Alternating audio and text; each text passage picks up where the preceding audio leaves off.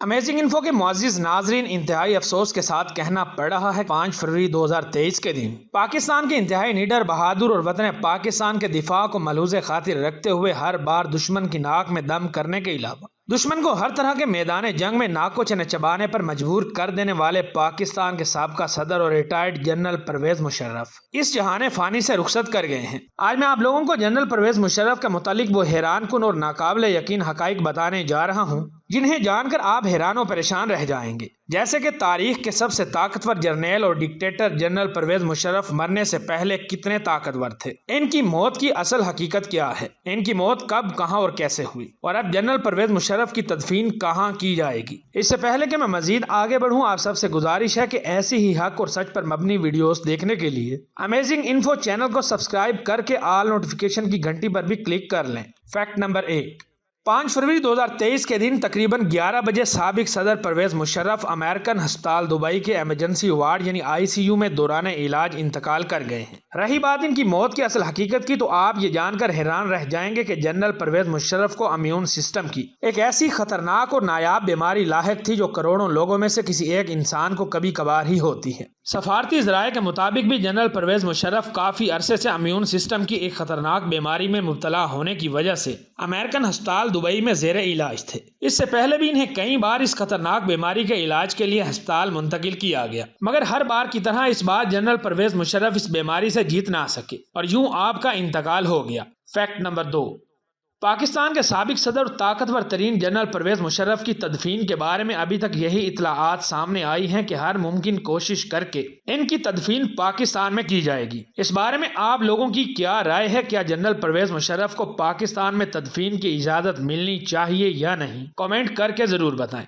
Fact number 3، دوستو، پاکستان کے سابقہ صدر اور ریٹائرڈ جنرل پرویز مشرف پاکستانی تاریخ کے وہ واحد ملٹری ڈکٹیٹر ہیں جنہوں نے ایک نہیں بلکہ 2 مرتبہ پاکستان کے آئین کو معطل کیا۔ صرف یہی نہیں بلکہ انہیں یہ اعزاز بھی جاتا ہے کہ یہ وہ واحد ملٹری ڈکٹیٹر ہے جن پر 2 مرتبہ جان لیوا حملہ بھی ہوا، مگر دونوں مرتبہ یہ اپنی بلٹ پروف گاڑیوں میں لگے جدید ٹیکنالوجی سے لیس جیمرز اور خاص طور پر اللہ پاک کی رحمت سے زندہ بچ جانے میں کامیاب ہو گئے تھے۔ ایک اور اہم بات یہ کہ پرویز مشرف پاکستان کے وہ واحد آرمی چیف ہیں جنہیں عدالت نے پھانسی کی سزا سنا رکھی تھی۔ اس کے علاوہ یہ پاکستان کی تاریخ کے وہ واحد ملٹری ڈکٹیٹر تھے جنہوں نے پرائیویٹ میڈیا چینلز کو پاکستان میں متعارف کروایا۔ لیکن کیا آپ جانتے ہیں کہ نواز شریف حکومت کو چلتا کر کے ڈیل کے ذریعے نواز شریف کو سعودی عرب بھیجنے والے پرویز مشرف خود کورٹ مارشل سے بال بچے تھے؟ بس یہی وہ لمحہ تھا جب ان کی قسمت نے ان کا ساتھ دیا اور پھر یہ ترقی کرتے کرتے 4 سٹار جنرل، پھر آرمی چیف اور پاکستان کے صدر تک بن گئے۔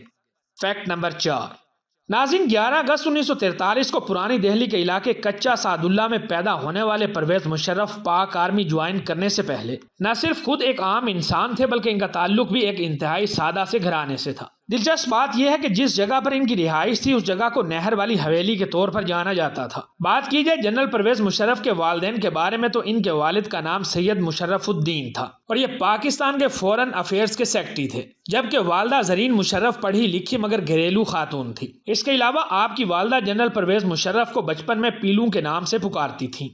فیکٹ نمبر 5، آپ کو یہ بات جان کر حیرانگی ہوگی کہ آج کے بھارتی شہر دلی میں جنرل پرویز مشرف اپنے بچپن میں نہ صرف آزادی کے متوالے سر سید احمد خان کے ہمسائے تھے بلکہ آپ کے والد نے علی گڑھ مسلم یونیورسٹی سے گریجویشن کی تھی۔ یہی وجہ ہے کہ پاکستان بن جانے کے بعد پرویز مشرف کے والد کی تعلیمی قابلیت کو مد نظر رکھتے ہوئے انہیں پاکستانی حکومت میں اعلیٰ عہدوں سے نوازا گیا۔ یاد رہے جب پرویز مشرف صرف 4 سال کے تھے تو پاکستان بننے سے چند مہینے پہلے ہی آپ کا خاندان بھارت سے ہجرت کر کے پاکستان کے سب سے بڑے شہر کراچی میں آ بسا تھا، جس کے بعد پرویز مشرف 7 سال تک اپنے والد کے ساتھ ترکی کے دارالحکومت انقرہ شہر میں رہے۔ ترکی سے واپسی پر آپ نے لاہور میں رہائش اختیار کی اور لاہور کے نامی گرامی FC کالج سے ریاضی میں FA کا امتحان پاس کیا اور پھر اس کے بعد 1961 میں کاکول میں موجود پاکستان ملٹری اکیڈمی میں کیڈٹ کے طور پر بھرتی ہوئے اور 3 سال بعد 1964 میں 2nd لیفٹیننٹ کے طور پر آرمی آفیسر کے کیریئر کا آغاز کیا۔ فیکٹ نمبر 6،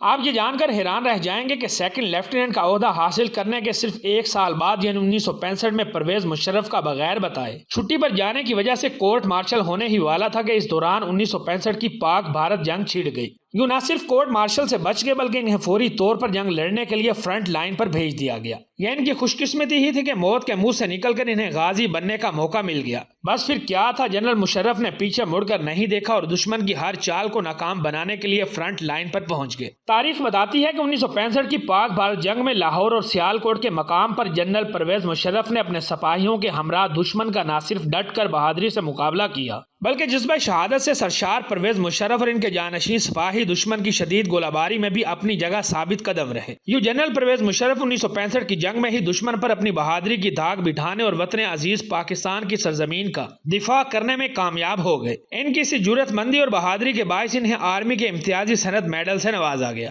فیکٹ نمبر 7، 1965 کی جنگ کے خاتمے کے بعد جنرل پرویز مشرف نے پاک آرمی کے SSG کمانڈو گروپ کو جوائن کر لیا، جہاں انہوں نے 6 سال تک کمانڈو کے طور پر پاک آرمی اور ملک کے پاکستان کے لیے بے بہا خدمات سر انجام دی۔ اس دوران انہوں نے پاکستان کو کمزور کرنے کے خواہش مند دشمن ممالک کے ناپاک ارادوں کو بروقت بھانپتے ہوئے چن چن کر نیست و نابود کیا۔ اس طرح پرویز مشرف اپنی قابلیت کے بلبوتے پر ایک کے بعد ایک قدم آگے بڑھتے ہوئے ترقی کرتے چلے گئے، یہاں تک کہ ایک دن وہ آ گیا جب جنرل مشرف 4 سٹار جنرل بن گئے۔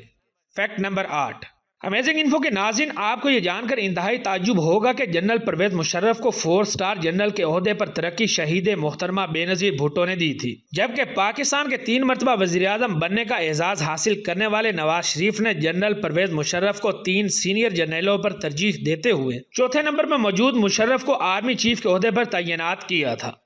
فیکٹ نمبر 9،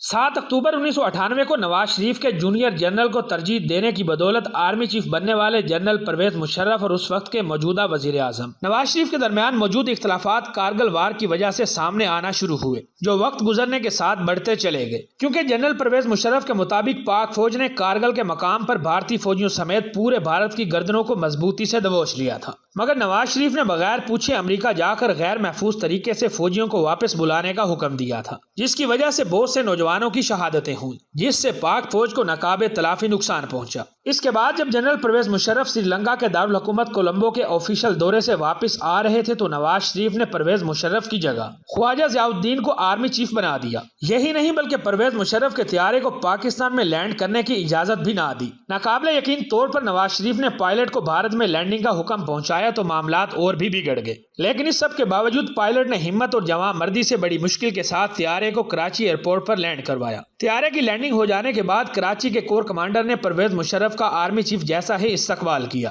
جس کے فوری بعد پاک فوج کے جرنیلوں نے متفقہ طور پر نواز شریف کی حکومت کا تختہ الٹ کر انہیں گرفتار کر کے اڈیالہ جیل منتقل کر دیا۔ Fact number 10،